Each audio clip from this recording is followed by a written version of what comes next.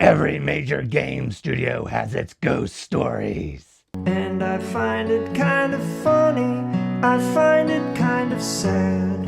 The dreams in which I'm dying are the best I've ever had. I find it hard to tell you, 'cause I find it hard to take. When people run in circles, it's a very, very mad world. Mad world.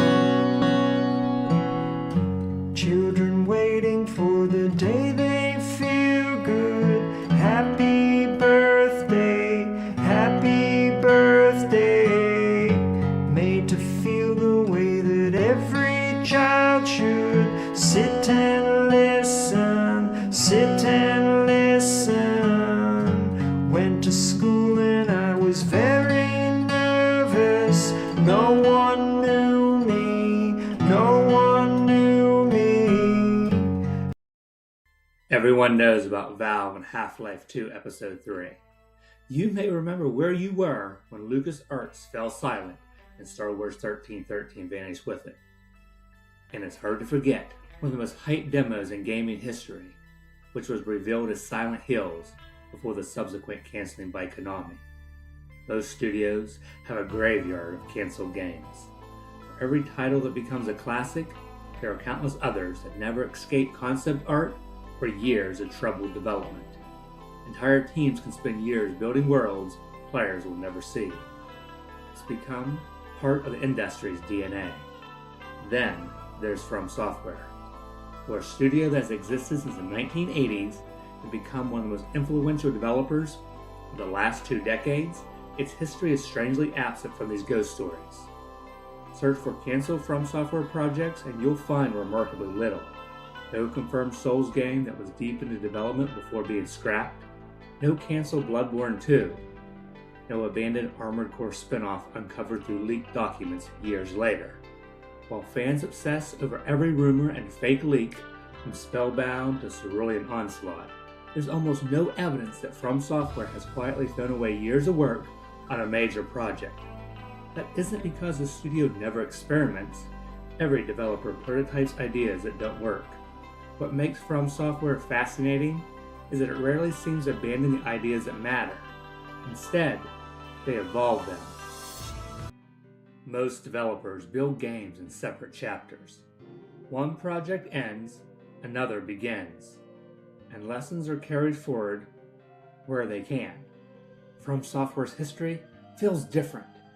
Its games resemble one long conversation stretching across decades. Ideas are not disregarded, they're refined. Mechanics that don't quite fit one game quietly return years later. Combat becomes sharper. World designs grow more ambitious. Narrative techniques become more subtle. Rather than chasing the next revolutionary concept, FromSoftware keeps polishing the same philosophy until it reaches another level. To understand why, you have to go back long before the Souls genre became a phenomenon. I talked about yesteryear FromSoft in a previous video. As I explained, this was a studio quietly experimenting with ideas that would define its future. Kingsfield established slow, methodical combat. Shadow Tower embraced oppressive atmosphere and environmental storytelling. Armored Core explored player freedom through customization, asking players to solve problems with their own builds instead of predefined classes.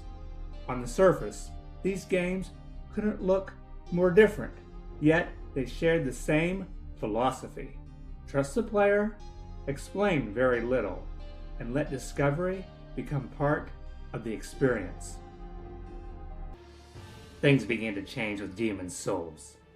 Today, it's remembered as the birth of an entire genre, but in 2009, it looked like a commercial risk. Sony reportedly had little confidence in its international success. Early impressions criticized its difficulty and obscure mechanics. Many publishers would have looked at that uncertainty and pivoted towards something safer. FromSoftware did the opposite. Instead of abandoning the formula, it refined it. Dark Souls wasn't a rejection of Demon's Souls. It was the next draft. The separated archstones became the interconnected kingdom of Lordran. Bonfires replaced checkpoints. Shortcuts folded the world back onto itself in ways players had never experienced before. The foundation stayed the same, but every major system became more cohesive. The studio wasn't reinventing itself, it was perfecting ideas that hadn't yet reached their full potential. That pattern continued with Dark Souls 2. While often considered the black sheep of the trilogy, it was one of FromSoftware's boldest experiments. It expanded build diversity, encouraged unconventional playstyles, and introduced mechanics like power stancing that disappeared for years before making a triumphant return in Elden Ring. Its New Game Plus wasn't simply harder, it changed enemy placement and introduced new surprises. Even when ideas divided players, FromSoftware rarely abandoned them.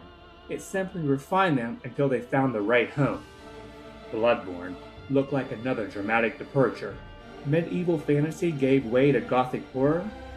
Heavy shields were replaced by firearms and relentless aggression. The rally mechanic rewarded players for pushing forward instead of retreating. Yet, beneath the Victorian nightmare, the game's DNA was unmistakably Souls. Still to come was perhaps the studio's biggest mechanical leap, Sekiro. Character builds disappeared, multiplayer vanished. Stamina management gave way to posture and precise swordplay. At first glance, it seemed FromSoftware had finally started over, but it hadn't. Sekiro refined another idea the studio had been chasing for decades: mastery. Every boss demanded learning patterns rather than increasing stats. Victory wasn't determined by your equipment, but by your understanding. The RPG systems were stripped away so the player's skill could stand completely exposed. By the time Elden Ring arrived, the evolution became impossible to ignore. Many describe Elden Ring as an open-world Souls game, but that's underselling what it really is. It's nearly 2 decades of accumulated design philosophies finally converging. The interconnected exploration of Dark Souls, the speed and aggression of Bloodborne, the vertical mobility and precision of Sekiro, the build freedom first expanded in Dark Souls 2, even ideas stretching back to Kingsfield and Shadow Tower find new life in the lands between. Elden Ring doesn't feel like a collection of mechanics. It feels like every lesson FromSoftware had ever learned existing in the same game. Compare that to much of the modern games industry. Large publishers frequently restart development midway through productions. Creative directors leave. Engines change. Projects are rebooted from scratch after years of work. Entire games are canceled after millions of dollars have already been spent. Sometimes the final product barely resembles what was originally envisioned. When it comes to FromSoftware, they simply just work differently. Instead of asking whether an idea deserves to survive, the studio seems to ask where it belongs. A mechanic that doesn't fit one project quietly returns years later. Combat systems evolve instead of disappearing. Enemy concepts, world design philosophies, and storytelling techniques continue to mature from one release to the next. Rather than treating each game as a fresh start, FromSoftware treats every game as another chapter. Perhaps that's why documented canceled projects are so rare. That's not to say prototypes don't exist. Every developer creates ideas that never leave internal testing. But there's a meaningful difference between canceling prototypes and canceling entire productions. Unlike many studios, FromSoftware rarely appears to spend years developing massive projects only to throw them away. Its process seems remarkably disciplined. Experiment early, identify what works, then commit fully. The result is something few developers can claim. Every FromSoftware game feels familiar without feeling repetitive. Every dodge roll carries echoes of Demon's Souls. Every lonely castle recalls Kingsfield.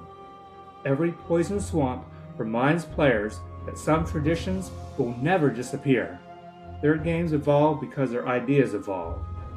They are not recycling mechanics, they're refining them through repetition, iteration, and experience. Ironically, one of gaming's most innovative studios achieved that reputation by refusing to constantly reinvent itself. While much of the industry searches for the next revolutionary idea, FromSoftware keeps returning to the last one, asking how it can be improved instead of replaced. Maybe that's why its legacy isn't defined by the games that never happened, it's defined by the ideas that never stopped evolving.